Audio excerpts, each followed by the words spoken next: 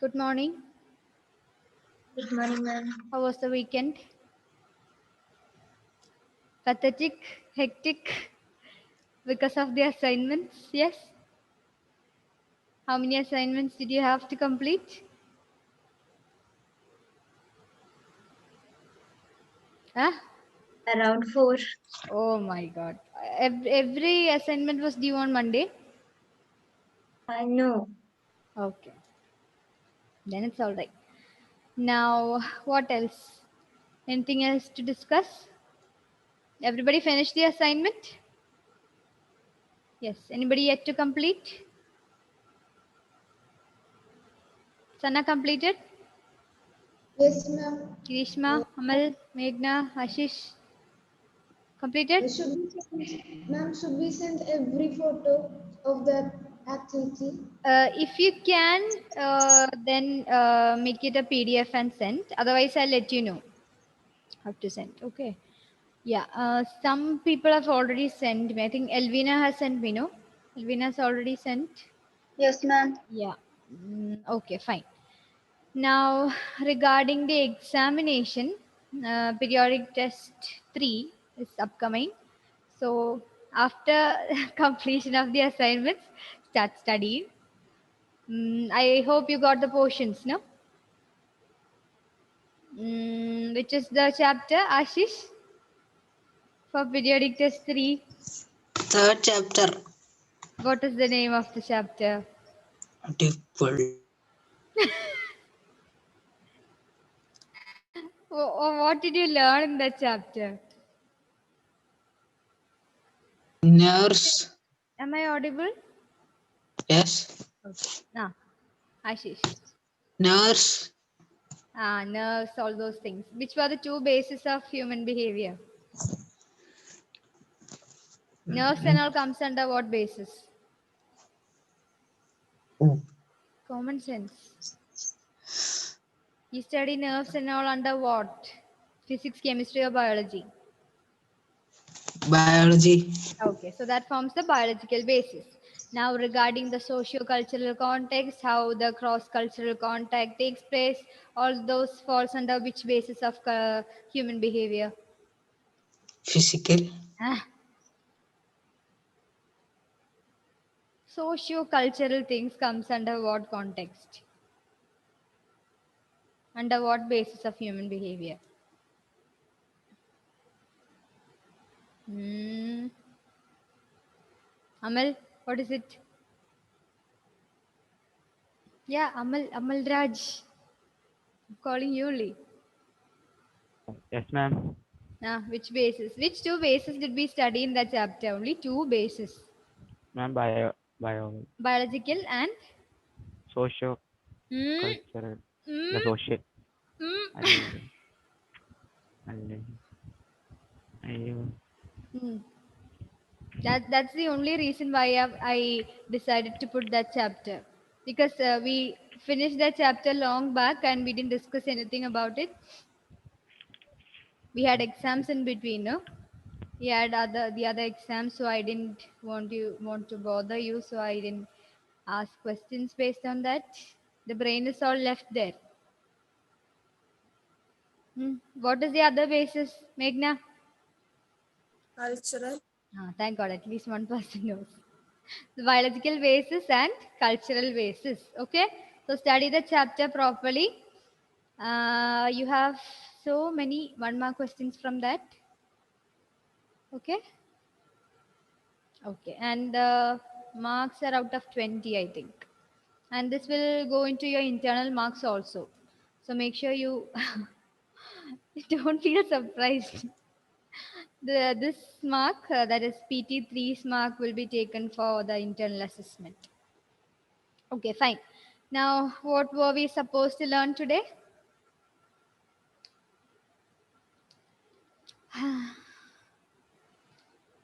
Yeah, what were we supposed to learn today? Anyone? About learning. Huh? Paradigms of learning.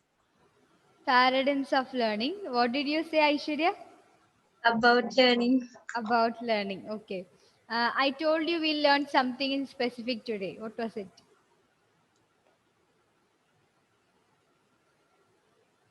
Hmm. About dogs. About dogs. Then about what else?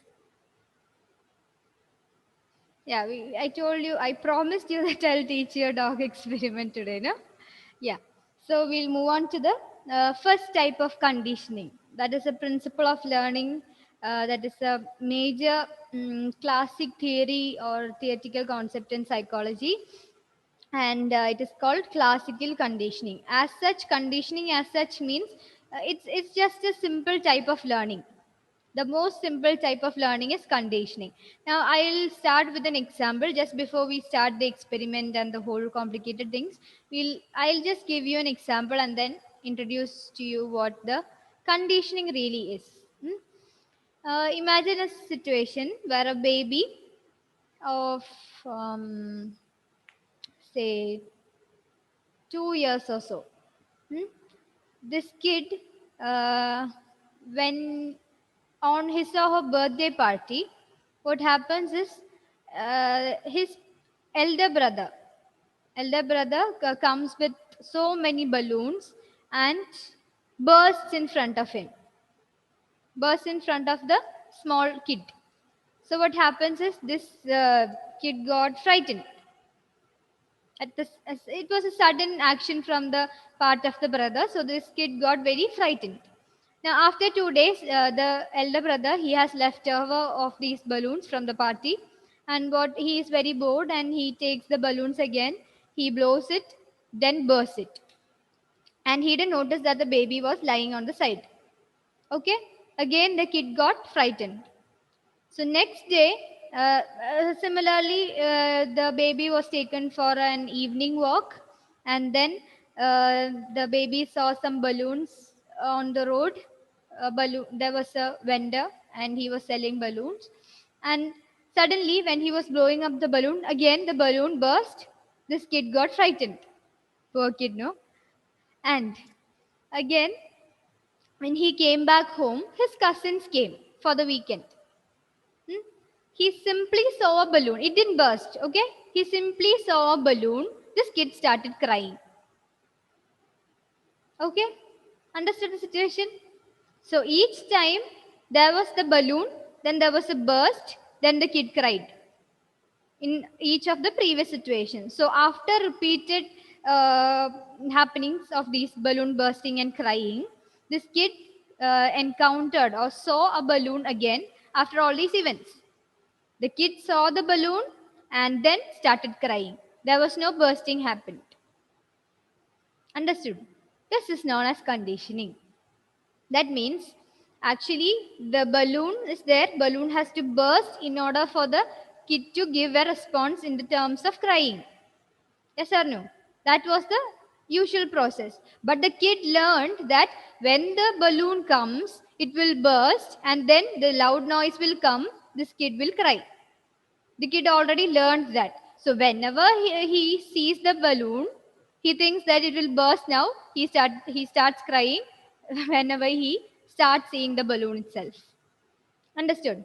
That is classical conditioning. That is one stimulus, that was the balloon, suggests or signals that another stimulus is coming, which means the loud noise of the burst that is coming.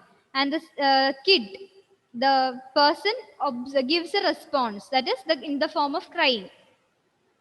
The person gives a response in the form of crying in terms of the first stimulus itself. I'll give you one more example. I told you the other day, I told you about the ringing of the bell and you salivating. Remember? When it is about to be the lunch break, uh, earlier what you used to do is, that is, if you are going to the school for the first time, then when the bell rings, you get food, and then you know that it's time to eat, and you eat. Then only when you see the food, only you salivate. And subsequently, after too many days, you learn that when the bell rings, it's time to eat. So when the bell rings, you automatically start salivating. Understood? So the bell signals that another stimulus, bell is a stimulus. Agree or not?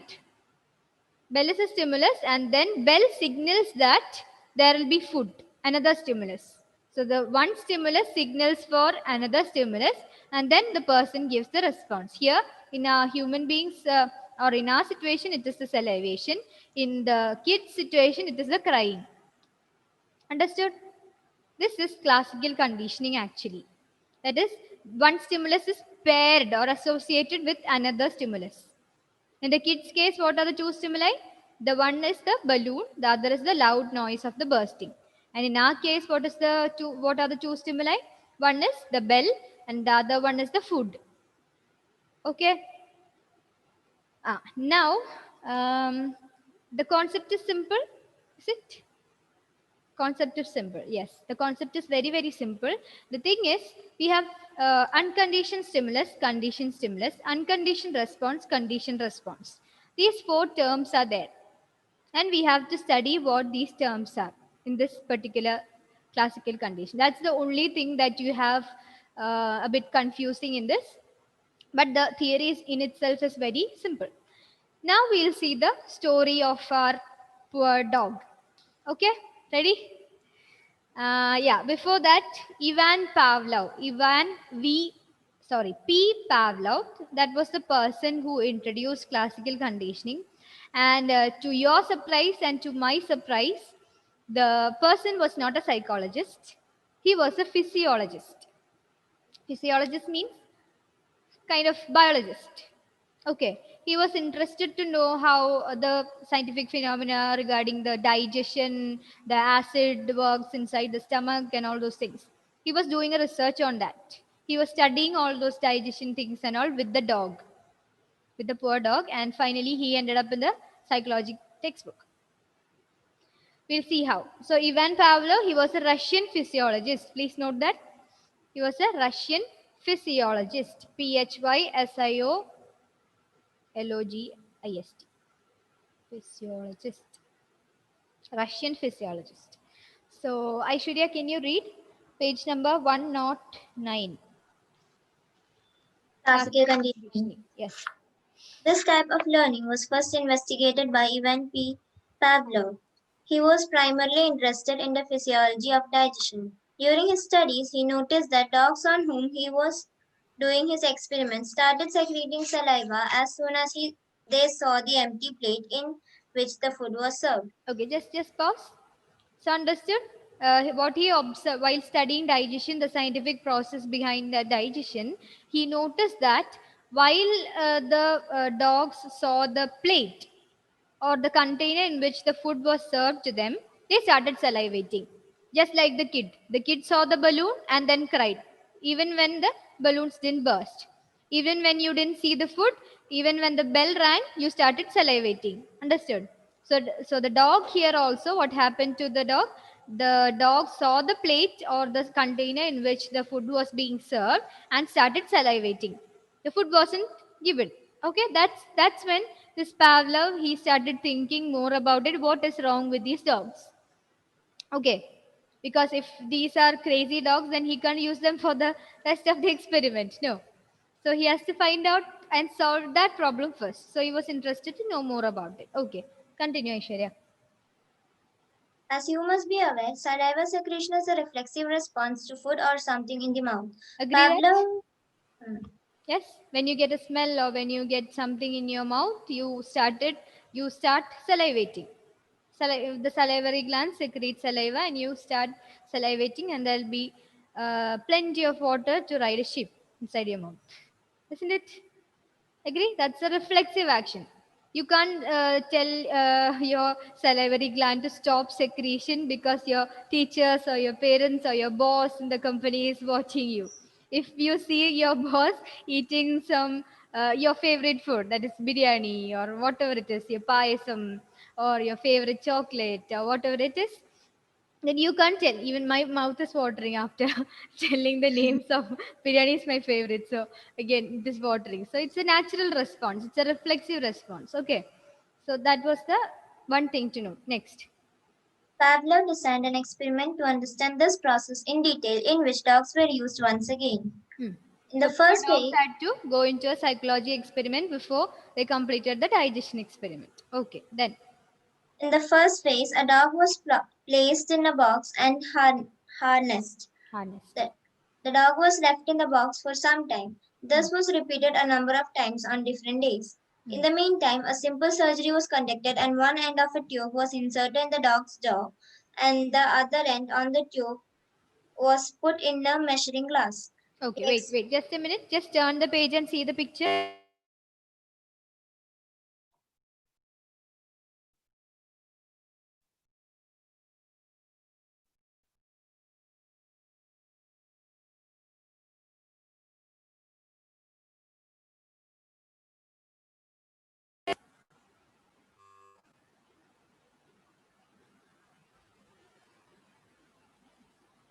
Am I audible? I think there's some loose connection here. Okay, so saw the picture? Yeah, in that you can see the dog. Then you can see after this, actually I just read about the surgery. No, there was a surgery conducted in which a tube was attached. A tube was attached to measure the amount of saliva coming from the dog's mouth. That is the tube that you see in the picture. Tube from salivary glands. Then you have cup for measuring saliva and recording device. Then you have the food. Food is kept in front of the dog, away from the dog in I mean separated by a glass wall, one way glass wall. Okay, fine. Now read the rest. In the second phase of the experiment, the dog was kept hungry and placed in harness with one end of the tube ending in the jaw and the other end in the glass jar. Mm. A bell was sounded and immediately thereafter food meat powder was served to the dog. The dog was allowed to eat it. For the next few days, every time the meat powder was presented, it was preceded by the sound of a bell. After a number of such trials, a test trial was introduced in which everything was the same as the previous trials except that no food followed the sounding of the bell. The dog still salivated to the sound of the bell, expecting presentation of the meat powder as the sound of the bell had come to be connected with it. This association between the bell and the food resulted in acquisition of a new response by the dog, that is salivation to the sound of the bell. This has been termed as conditioning. You may have noticed that all dogs salivate when they are presented with food. Food is thus the unconditioned stimulus Okay, and wait. salivation. Okay, thank you. So did you understand the experiment? Yes, yes or no? Meghna, can you just give me a summary, whatever you understood? So Ivan Pavlov experimented the dog. Pipe was measuring for saliva or collecting salivary glands, and there was a food, and the bell rang. So the dog, after so many days of trials, after hearing the bell, the dog thought that there would be food, so it started salivating, when though the food was not there. Okay. So what happened is that at the beginning, what happened? The dog was given food and all those things were done because Pavlov was not interested in all these things, the salivation and all, but he was studying the digestion process. No, because he was a physiologist and he was studying the digestion process.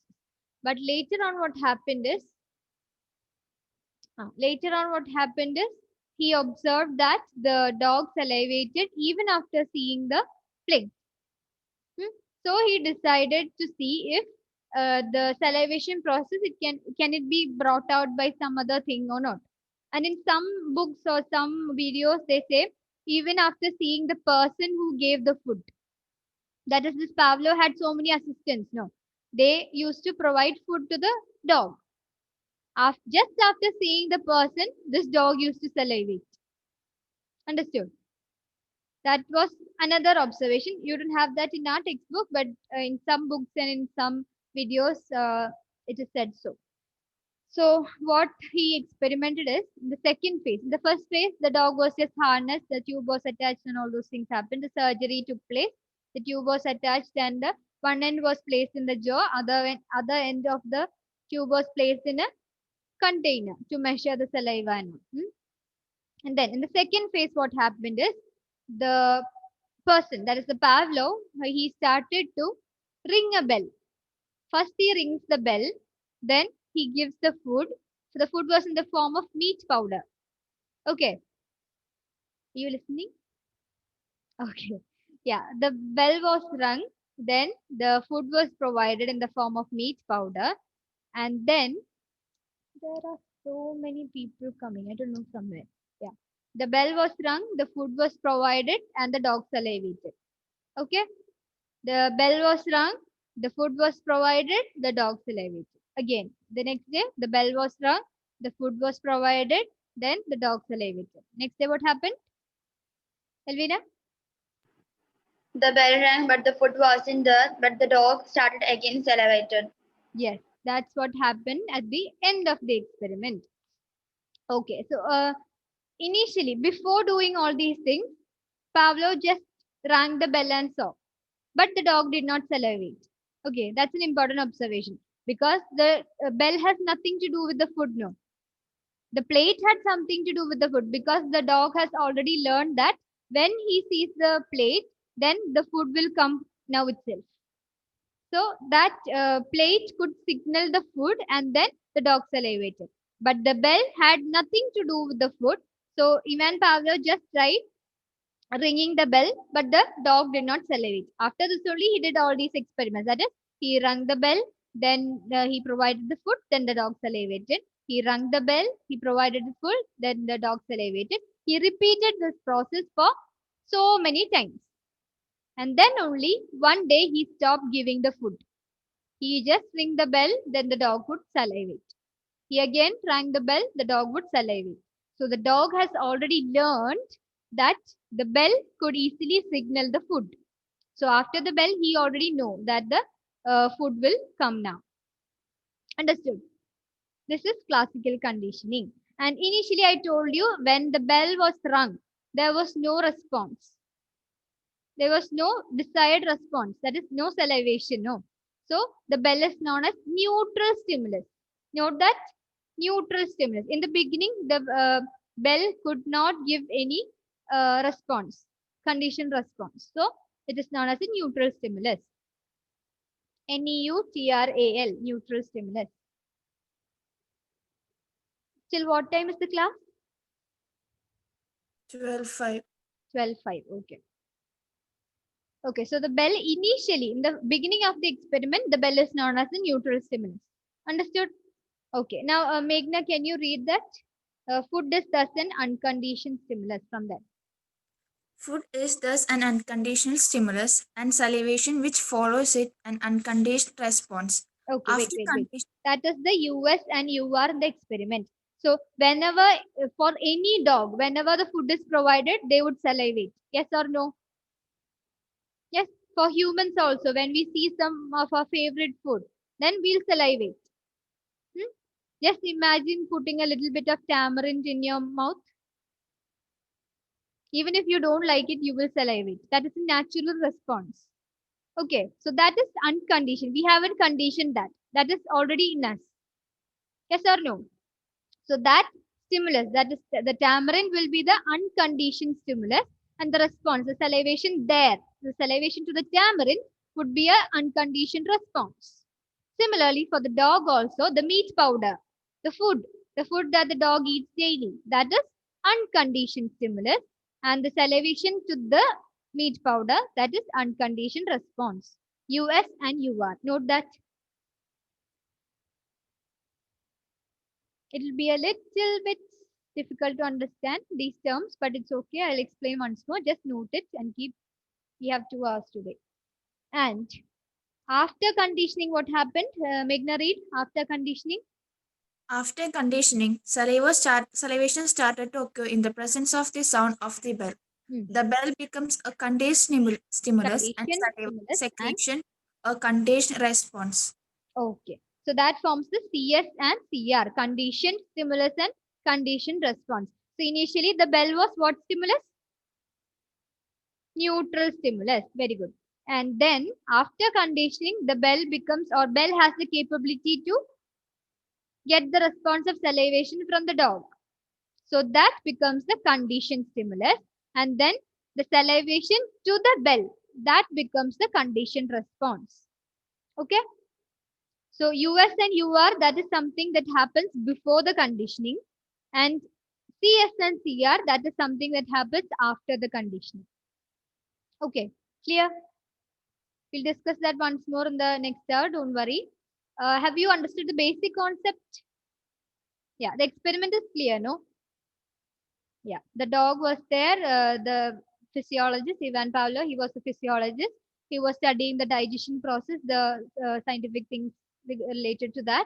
And then suddenly he found out that the dog salivated to the plate.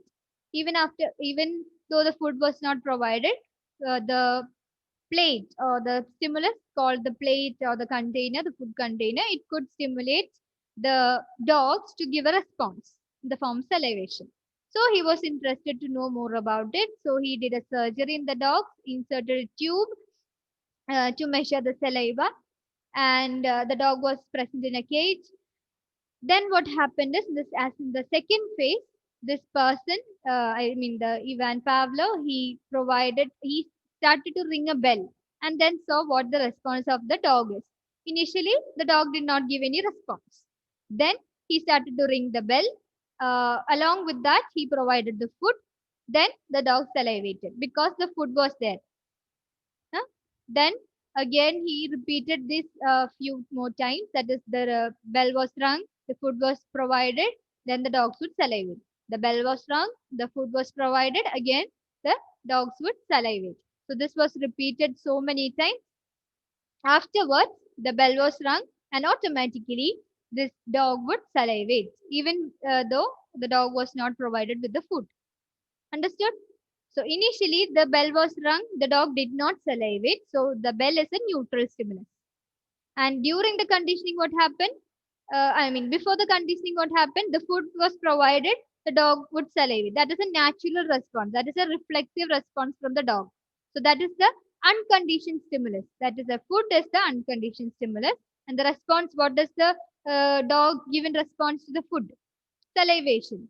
Salivation to the food was unconditioned response. And then after conditioning, after the dog learned that the bell would give me food, so to the bell, the dog would again salivate. So again, after conditioning, the bell is the conditioned stimulus, that is the CS, and the salivation to the bell is the conditioned response, CR. Okay. If you have a break in between, just read that portion. I'll explain it once more if you want. Okay, fine. 12:05. Thank you. We'll meet in the next class. Okay, thank you. Thank you, ma'am. Thank you.